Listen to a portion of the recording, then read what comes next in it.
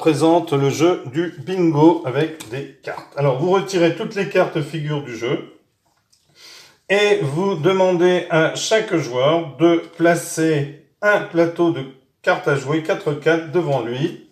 Les autres cartes restantes sont placées face cachée et un appelant retourne une carte. Donc ici, vous allez mettre 1, 2, 3, 4. 1, 2, 3, 4. Je vais faire un exemple que pour un joueur, mais chaque joueur aurait ceci devant lui.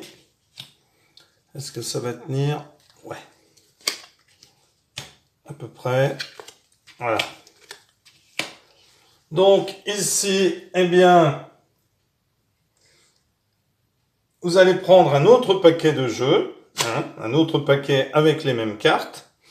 Donc ici, si on enlève les figures qui sont au nombre de 4 x 4, 16, 16, 52 moins 16, eh bien, il vous reste tout simplement 40,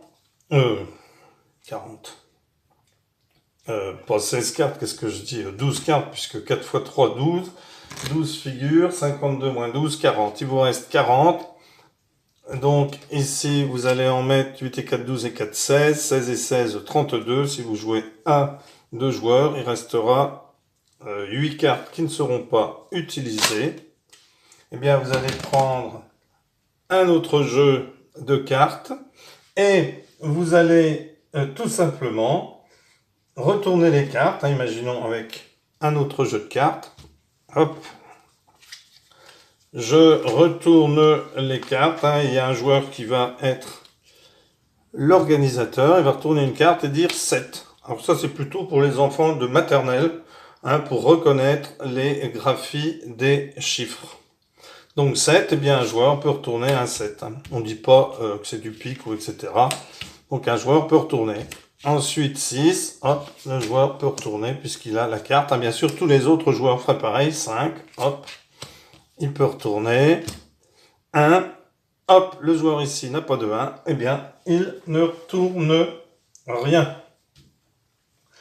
Donc ici, le but du jeu, c'est qu'un joueur ait une ligne comme ceci, verticale, hop, où tout serait retourné, ou une ligne horizontale, où tout serait retourné,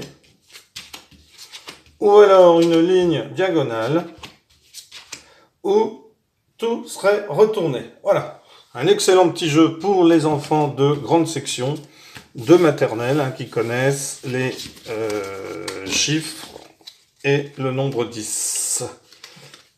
Voilà, 1, 2, 3, 4, 5, 6, 7, 8, 9 et le nombre 10.